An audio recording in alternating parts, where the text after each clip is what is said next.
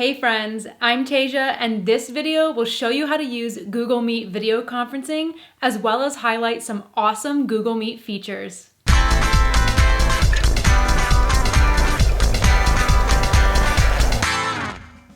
Google Meet has been all the buzz lately, and you might be wondering, what is Google Meet? And is it free? Well, I'm here to answer those questions and more.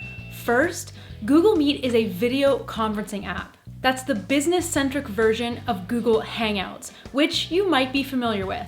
Second, while Google Meet used to be a paid service for business users only, it's now free for everyone. So first, let's dive into how to use Google Meet, and then I'll focus on some great premium Google Meet features and why I think you should be using this video conferencing service over the competitors. So there are multiple ways you can use Google Meet and start or join a meeting. But firstly, it would help to explain that you don't have to download a Google Meet desktop app like so many other video conferencing services require. Google Meet works like Hangouts in that it's web-based. In fact, if you're super new to the Google ecosystem, you can just visit meet.google.com to start or join a meeting. This will work across multiple browsers too, so think Chrome, Mozilla, Safari, and more. Now, you can download mobile apps if you'd rather take your video chats on the go, rather than from your desktop. The Google Meet app is available for Android and iOS. So besides opening a new tab and heading to meet.google.com, how you use Google Meet and actually start a meeting will depend on your Google account and, frankly, your preferences. So let me explain a little bit of the differences for you. I have two separate Google accounts, one for business and one for personal use. So I'm going to show you here how different your options might look in your G Suite depending on the type of account you have. So I'm logged into both of my Gmail accounts, and we'll start with my business account. Right away on the left-hand side of my business Gmail, I've got Google Meet options. If you're using a business G Suite, you should notice this same little shortcut. You will have the option to start a meeting or join a meeting right from your Gmail. Now for contrast, let's go to my personal account. And again, I'm signed into my Gmail here, so if you've got a regular Gmail account like I'm showing here, you may or may not have that shortcut on the left-hand side. In fact, up until last week, I still had just Hangouts conversations on the left. But now, my personal Gmail just updated on May 19th to display that same shortcut on the left-hand side as my business G Suite. So if you don't have the update yet, all is not lost. As I said, Google Meet is now free for everyone to use regardless of whether or not you have a Google business account. So if you want to start a Google Meet directly from your personal Google account, here are your options. From Gmail or your Google Calendar, click on the Google Apps option in the top right beside your profile picture. Then select Google Meet. You'll immediately be brought to meet.google.com where you can start a meeting. And you can also start a meeting this way from your business account too, in case your shortcut is not there on the left. Now another way to start a Google Meet is directly from a calendar invite in your Gcal. Now this works the same for a personal Google account or a business Google account, but your features will differ slightly, which I'll get to in a minute. This is honestly my preferred method because this way you can organize a specific time and date across different time zones with your teams or friends or family, and they'll have the meeting all set up in their Gcal from the moment you send the invite. So from your Gcal, just click on your calendar at the preferred time. Right away in this pop-up, you have the option to add Google Meet video conferencing. So I'll title this and I'll go ahead and add my guests.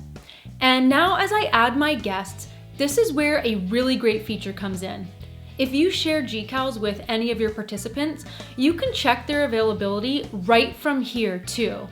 Now, here you'll also notice Google has auto-generated a one-time unique meeting ID for the meeting. If you click on More Options, you can add details here and useful attachments for the meeting. So once you've added your guests, you can either click the option to join with Google Meet, which will open your meet.google.com tab, or you can click Save. Since this is a meeting for in the future, I'll click Save, and then in this next pop-up, I'll choose to send the invite to guests. Now, about the different features I mentioned before. You may notice your personal Google account allows for 100 participants to join the meeting, and you get that unique meeting ID. However, if you have a business account, your features will be a little bit more robust. You'll add the meeting the exact same way from your GCal, but you'll be able to add up to 250 participants, and you'll also be given a call-in number with an access code as well. So if your team can't join via the video link, they can still call in to the Google Meet.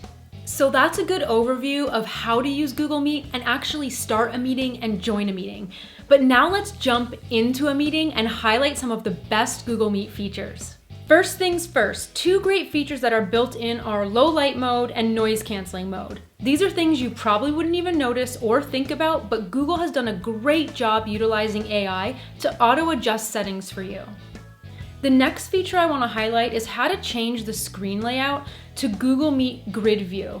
So on the bottom right, you'll notice 3 vertical dots. That's your quick menu. If you click on that and head to change layout view, you'll have options for sidebar, spotlight, and tiled view. The tiled view is what everyone is referring to as grid view. Or you can select auto and let Google Meet pick the best view for the amount of attendees that you have. Another awesome feature I found in this menu section is the ability to adjust your video settings. So from the menu, click on Settings, then click on Video in the pop-up. Here, you can change the video resolution for not only your video, but for the video you see as well. Another great feature is the Google Meet screen share customization. So in the bottom right of your screen, click on Present Now.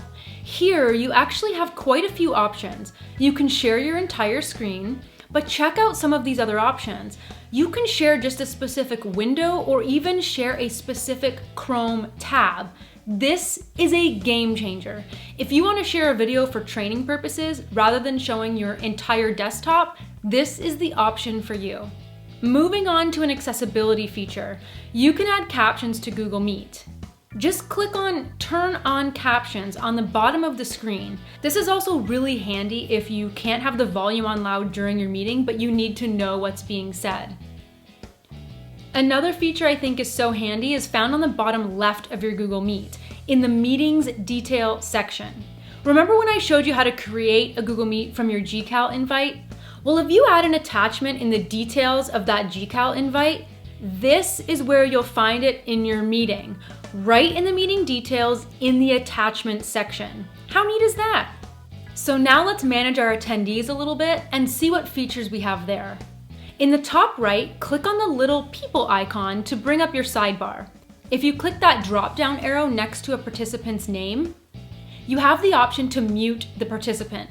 Pin the participant to your screen so your view is only of that one person, or the host can remove the participant. This sidebar is also where you'll be able to add anybody to the meeting in case you forgot someone. Now, another great feature of Google Meet is the chat functionality. From this sidebar, click on Chat. This is where you or your participants can type questions or send helpful links without interrupting who is speaking.